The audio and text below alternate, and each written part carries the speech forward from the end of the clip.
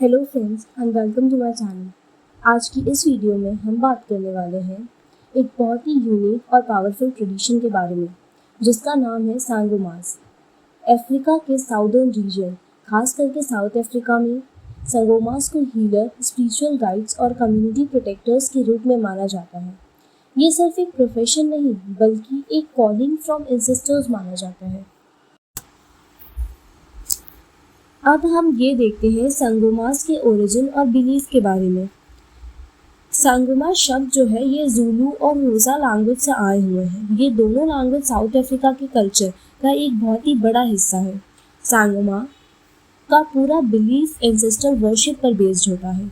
African culture के हिसाब से एंसेस्टर्स सिर्फ पास्ट का हिस्सा नहीं होते बल्कि उन्हें माना जाता है कि वो हमारे प्रोटेक्टर्स और मैसेंजर्स होते हैं जो ह्यूमन और गॉड के बीच में एक इम्पॉर्टेंट रोल प्ले करते हैं। उनके बिलीफ के अकॉर्डिंग अगर किसी इंसान की लाइफ में इलनेस, मिसफॉर्चून या बैड लक आता है तो उसके पीछे कोई ना कोई रीज़न हो सकते हैं। पहला, एंसेस्टर्स को नेग्लेक्ट करना और उनकी रिस्पेक्ट न करना।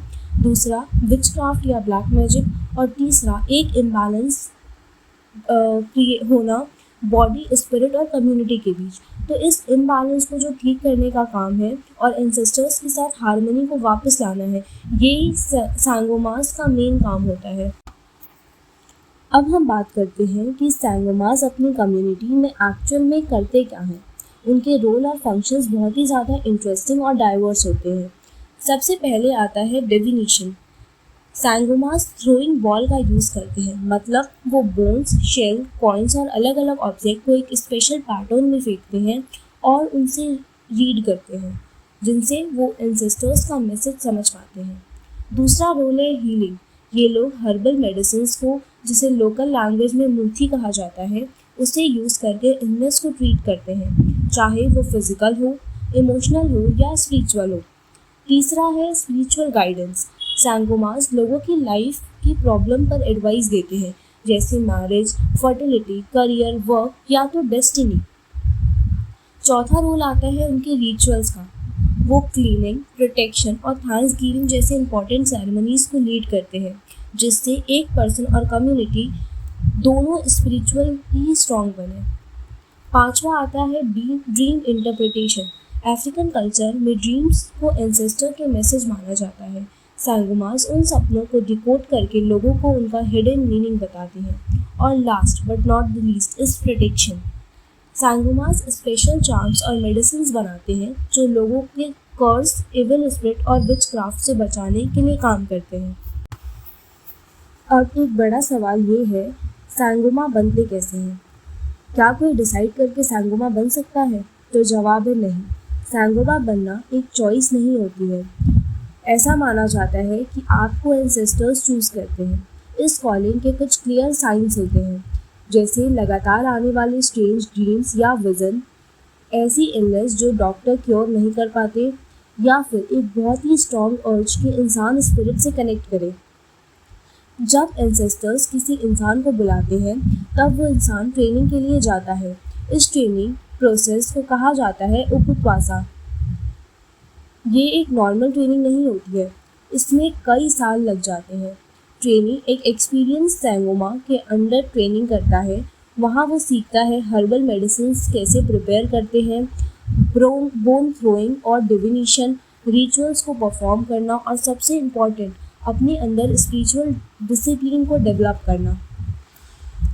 और जब ट्रेनिंग कंप्लीट हो जाती है तो एक ग्रैंड रिचुअल होता है जो उस ट्रेनी को ऑफिशियली फुल सांगोमा बना देता है। उसके बाद ही वो अपनी कम्युनिटी के लिए हीलर और गाइड बन सकते हैं। आज के मॉडर्न ज़माने में भी सांगोमा की इम्पोर्टेंस कम नहीं हुई है। साउथ अफ्रीका और बाकी अफ्रीकन कंट्रीज़ में आज भी मिलियन लोग सांगोमास पर डिपेंड करते हैं, चाहे वो हेल्थ के इश्यूज़ हों या उन्हें पर्सनल गाइडेंस की ज़रूरत। लेकिन हाँ, मॉडर्न टाइम के अपने चैलेंजेस भी हैं।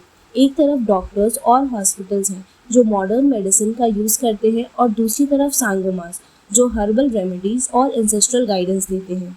इंटरेस्टिंग बात यह है कि दोनों सिस्टम एक दूसरे के अगेंस्ट नहीं है बल्कि साथ साथ चल रहे हैं। आजकल कुछ डॉक्टर्स भी मानते हैं कि जब पेशेंट्स को स्पिरिचुअल गाइडेंस चाहिए होती है तो सांगोमास की हेल्प लेना ज़रूरी है। एक्सेप्टेंस की बात करें तो साउथ अफ्रीका की गवर्नमेंट ने भी सांगोमास को रिकॉग्नाइज किया है एज ट्रेडिशनल हेल्थ प्रैक्टिशनर्स, मतलब उनकी रिस्पेक्ट और अथॉरिटी ऑफिशियल लेवल पर भी एक्नॉलेज होती है।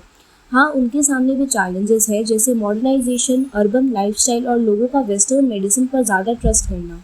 लेकिन फिर भी सांगोमा की एक यूनिक जगह है जहाँ वो मॉडर्न और ट्रेडिशनल दुनिया के बीच एक बैलेंस बनाते हैं। एक तरह से सांगोमा हमेशा रिमाइंड करते हैं कि चाहे टेक्नोलॉजी कितनी भी बढ़ जाए, हमारे एंसेस्टर्स और स्पिरिचुअलिटी का कनेक्शन कभी ख़त्म नहीं होगा। तो दोस्तों, आपने देखा सांगोमा सिर्फ ट्रेडिशनल हीलर्स नहीं बल्कि एक स्पिरिचुअल गाइड, प्रोटेक्टर और मैसेंजर्स ऑफ द एंसेस्टर्स भी होते हैं। उनका रोल है फिजिकल वर्ल्ड को स्पिरिचुअल वर्ल्ड से कनेक्ट करना, लोगों की प्रॉब्लम्स का सल्यूशन देना और एक कम्युनिटी को हार्मनी में रखना।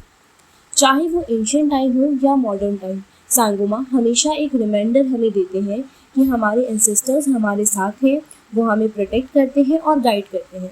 और शायद इसी वजह से सांगोमास आज भी रिस्पेक्टेड हैं, चाहे दुनिया कितनी भी मॉडर्न क्यों ना हो जाए। आपको क्या लगता है, मॉडर्न मेडिसिन और एंसेस्ट्रल हीलिंग दोनों का एक साथ चलना सही है या एक चीज़ दूसरी को डोमिनेट करनी चाहिए? अपना ओपिनियन नीचे कमेंट बॉक्स में ज़रूर बताएं। अगर आपको वीडियो पसंद आई हो तो लाइक, शेयर और सब्सक्राइब करना ना भूलें। मिलते हैं अगली वीडियो में एक और इंटरेस्टिंग टॉपिक के साथ। Thank you.